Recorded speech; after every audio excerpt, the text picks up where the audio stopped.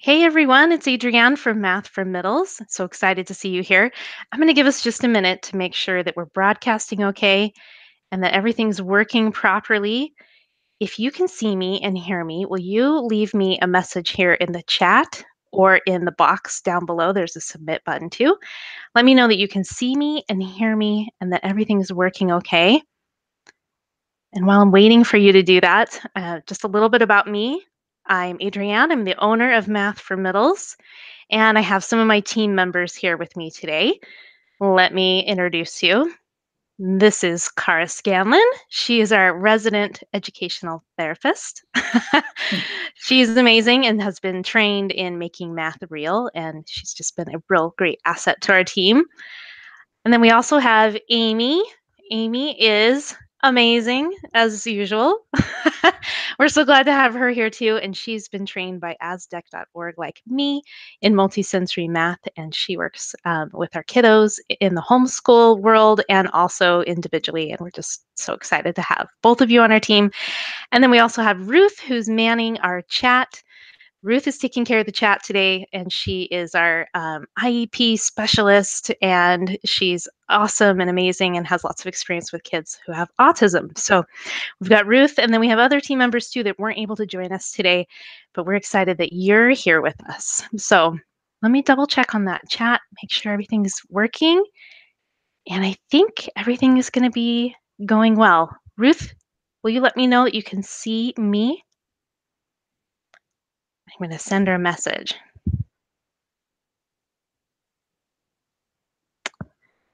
Okay. So our plan for today is we're just going to give you a quick virtual tour of what we do here at Math for Middles. And it should be short and to the point, and we will save time at the end for your questions. So I'm going to go ahead and share my screen with you. Perfect. Okay, great. You should be able to see a heart, and it says virtual open house, and I think we are set to go. All right. Okay, so many of you are well acquainted with math drama. You most likely have a child that avoids doing math at all costs and will spend hours doing that one page of homework. Or they seem to forget it all before that test at school. And another trend you may be noticing and experiencing taking shape is that it all seems to just fall apart once you reach that sixth grade level of math. And you may be wondering why. Why is this getting so awful right now? So in grades K through 5, we're building what's called number sense. We're learning that the symbol 5 means I have 5 objects. We're learning about magnitude. What does a million really look like? What does it mean? What about 100th? What's that? What's that small little fractional part? And we're learning that fractions are another way to divide, and so are decimals. And those first 6 years of school, teachers are trying to teach what's called number sense. They're building this foundation, this understanding about numbers that everyone needs to have, and they are hoping that it's intact and in place by the end of 5th grade. And so what happens is in 6th grade, we're learning all this new information and it's more advanced. And they all have to just assume that they've done their part and that they're done and that your child's ready. But we all know that that doesn't really go according to plan. So if you were lucky, you probably had a teacher that used manipulatives in the classroom, and that's great. And I'm so excited that your child had that, but they needed it probably more than they got it at school. Um, and there's more often, more likely that they had a teacher that did mostly worksheets and it was all abstract and just focused on procedural thinking, which is really hard and challenging for many students. But if you throw in a neurodiverse gift like dyslexia, dyscalculia, ADHD, or autism, things can get worse quickly at school because it's too abstract, it doesn't relate to them, and they're confused. So, what's the solution? How can we help these kids do better in school and help them to remember the math information that's coming at them? You need to have more multi-sensory math experiences, more of that time with those manipulatives like we talked about. And they're appropriate at all levels. So, for a great example of this is these Skittles in these cups. We need concrete thinking. So, this is one of the most simple examples I could think of. Here we have 2 times 5. We've got a group of 5 with 2 Skittles in each one. Even though this is a really basic example, this is an important one to show you, and this is appropriate to use even at algebra levels. We need concrete experiences for our learners. And then the next thing they need is representational. This is pictures, this is drawings, all of that. And then from there, we have just the abstract. That's just the numbers. And unfortunately, a lot of teachers spend a lot of time in the abstract parts, especially in 6th grade and beyond. One, because that's how they were taught, and it's hard to change habits like that. And two, it's a time saver. They don't have a lot of time to spend doing the concrete and the representational thinking that's required to help these students do better. And so here at Math for Middles, we understand this, that this is the best way the brain learns, and it's appropriate for all learners, but it's essential for students who have dyslexia, dyscalculia, ADHD, and autism.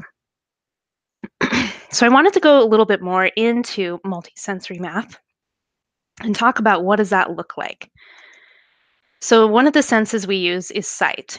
What we do is highly visual. We try to give information that's very graphic. It's memorable. It's engaging. It engages the sight. We also spend time about hearing, listening, language. That's really important. So the word fraction, we talk about how that means to break. We're breaking something into smaller pieces. So we never make the assumption that the student just understands what fraction is. We really break it down into simple language that they can understand and use from here on out. We also know that touch is a really important thing. So you'll see us working with lots of math manipulatives, doing things that are right there in front of them, and they're not anything fancy sometimes. They're stickers, they're beads, they're base 10 blocks, simple things that we give to our students. And it also involves movement. Now, this is just an example of a more advanced example. So, we have students, they can use their arms, and we're using movement and gross motor activities to help them remember how different things work. So here with the graphing, you raise your arms up to remember that it's going up and there's amplitude and it's going higher, or it could go down, any of those. And the other thing that we try to remember too, how important it is to tie things to real world concepts. Math can seem very useless to a student, and unless we tie it to something that matters to them, it's not going to stick in their brain. And so we spend time focusing on real world. So I wanted to give you a few examples of what our lessons are actually like. And so in the next few slides, you'll see actual footage, not footage, screenshots of lessons that we've done before in the past. And these are all fairly recent. So I'm excited to show you how that works. So this is a slide from a lesson with one of my students. In this part, we're doing a kinesthetic toss, and we're skip counting to help speed up math fact retrieval. Many of you are finding that your child struggles to remember their math facts. So if you have a child that's dyslexic, this is because math fact practice is a word retrieval practice. It's hard for them to pull that information out of their brain and access it quickly. And so getting some sensory input and rhythm going can help your child recall those facts. And so in this example, the student is holding a Beanie Baby, and I'm holding a bean bag. And we toss in a rhythm from one hand to another, and we're saying the factors of 3 out loud as he tosses the beanbag from one hand to the other. And we start at 0 and we go up to 30, and then we go backwards from 30 back to 0.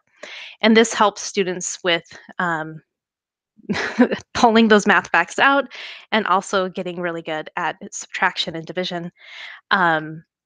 They all go together. And so we practice this twice with this visual, and then we practice it a few more times without the visual. And this is a great sensory experience for our students. Here's an example of a student building a quantity. He was working on place value, and he has his base 10 blocks. And I put the number 157 on the board, and he got out his magnetic base 10 blocks and built the quantity and then showed it to me. And I took this screenshot to share with you today. Here's an example of the language part that we talk about in multisensory math that's so important. We had a class the other day. Cara and I were teaching a brood of boys about negative numbers. And we were talking about what does it mean to be negative? And they had all kinds of ideas of what it meant to be negative, but they didn't quite grasp it. And we showed them this picture of these sinkholes, and it described how it's absence of quantity. And what does that word absence mean? And we went into that, and they all could tie it to, oh, when I'm gone from school, I'm absent, right? You're not there. And so we drew on the screen and talked about how the sinkhole, that it went below the ground level and that the volume, the quantity was gone. We spent time estimating how big that hole is on the left, and they came up with an estimation of negative 42 feet. This is an example of that brood of boys. This was actually yesterday. You never know what's going to come up during one of our lessons. But even though all of our sessions are online, you can see that we have no problem bringing in sensory experiences, and we can work in groups, and students can take control of what tutors have on the screen, and they can interact with what's happening on the whiteboard. So some parents worry that their child's going to be off task or distracted online, but we have just found that that's not a problem. As you can see, these boys are having a lot of fun and being completely silly yesterday, but we had a great time. We also have a growing library of math videos that are better than probably what you're going to find on YouTube, because we understand that students need information presented in smaller chunks and with slower speaking rate so that your child has time to process what's being said. Most of our videos are not longer than 3 to 5 minutes, and they're graphic and fun to interact with. And so students in our company, they use these videos to help them do their homework, to learn concepts, and to remind them how to do certain things. The other thing I wanted to show you really quick is that we have individual tutoring lessons. And when you work with us for an hour long, at the end, parents get to have access to the lesson plan, a copy of the video. They can go back and watch it again, and the slides from the whiteboard, the PDF. And so this helps families keep track of what's going on, how did they teach something, and then you can use it to help your child do their homework or anything else. So online tutoring is super effective and convenient, and the students love it because they feel safe and secure in their own home. And even their cats just love joining us from time to time.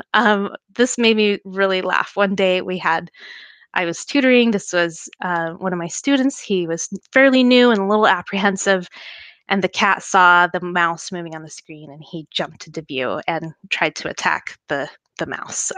So it made him really happy. And this cat joins us for tutoring frequently. It's awesome. And the other thing I wanted to show too is that we have no problem sharing homework with one another or showing each other what our thinking is. We can make it all work even with this technology.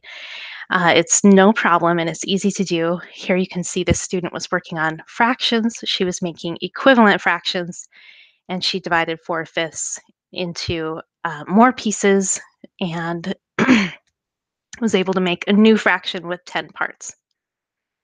So these are just a few of the examples of messages we receive too from families we serve right now. And as you can see, we become really close. We get excited when things are going well. And you can see too that we miss each other after a holiday break. We have a lot of fun and we get close. And our students just love working with all of our team members. So, and you'll also notice in the first the teal one first, that this mom mentioned that, gosh, this is working for him already. This was just after his very first session. And that the fact that he went and worked on his own without complaining on his math homework for 20 minutes is just amazing. That's pretty magical because he felt confident. There was no more anxiety. It was a great moment, and I was so excited when she sent me that message. So let's talk about how can we help you? So of course we have individual tutoring as an option.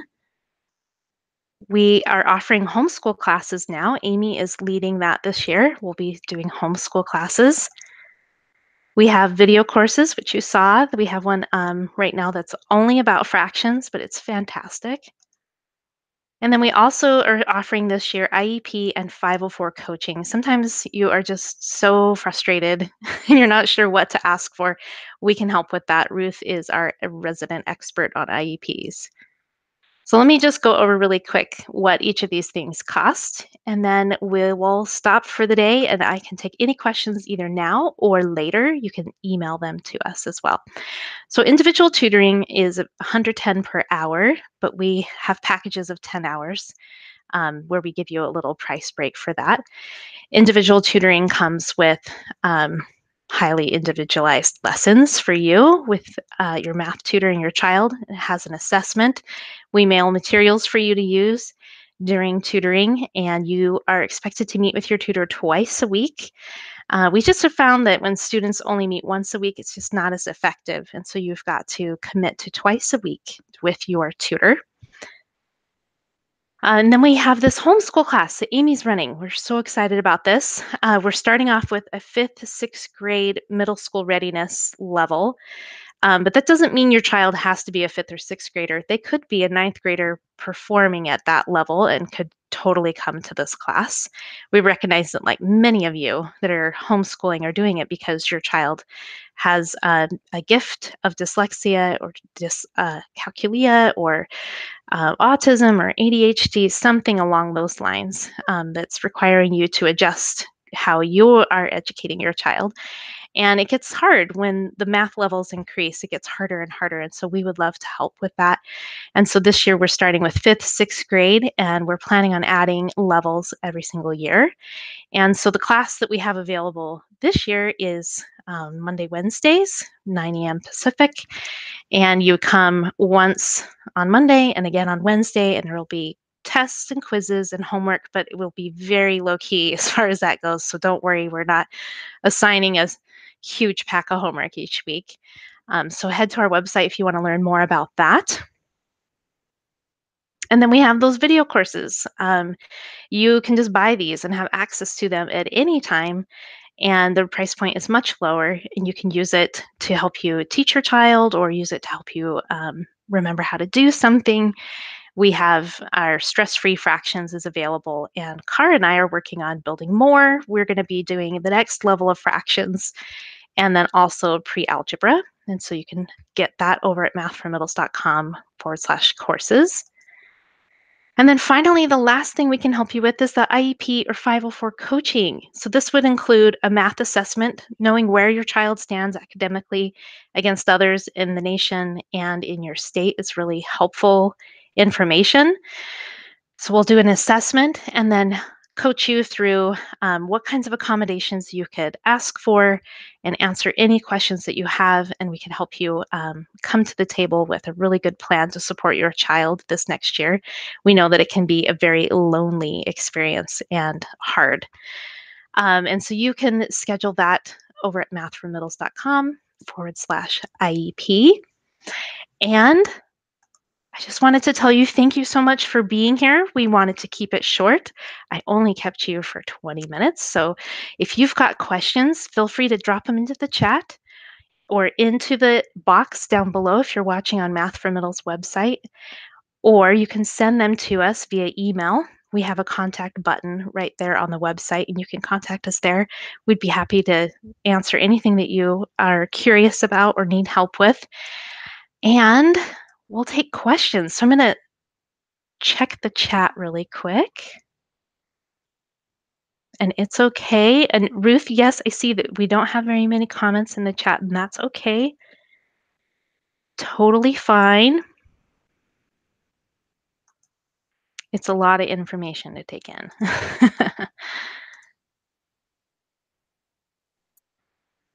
Okay, so I think we're good there. I'm going to hit stop presenting. All right, awesome. Thank you so much. So I don't see any questions coming through the chat. That doesn't mean that there aren't some you might be typing and I haven't given you adequate time to get that in there. Is there anything that you two would like to add, Cara and Amy, before we go? Thank you for joining us. We look forward to seeing you in the future. Yes. And for me, we're talking about all this curriculum stuff and, staying active about teaching content, but I would like to let you guys know that there's a lot of fun math games that we do and books we can recommend, and anything that kind of is somewhat math related is in our sphere of love, and we can give you recommendations on that, and for our students as well, to kind of push them a little out of their comfort zone, but maybe not in a typical math content way. I have one student I'm working with at Math for Middles, and I've started giving her logic puzzles, and she's really loving that, and it's really testing her ability to keep information in her brain at once. But that's kind of what she's having trouble with in math, just not the content. It's like just keeping that much information. So it's kind of a cool way to bolster that muscle, if you will, and help her out in a fun, not scary way.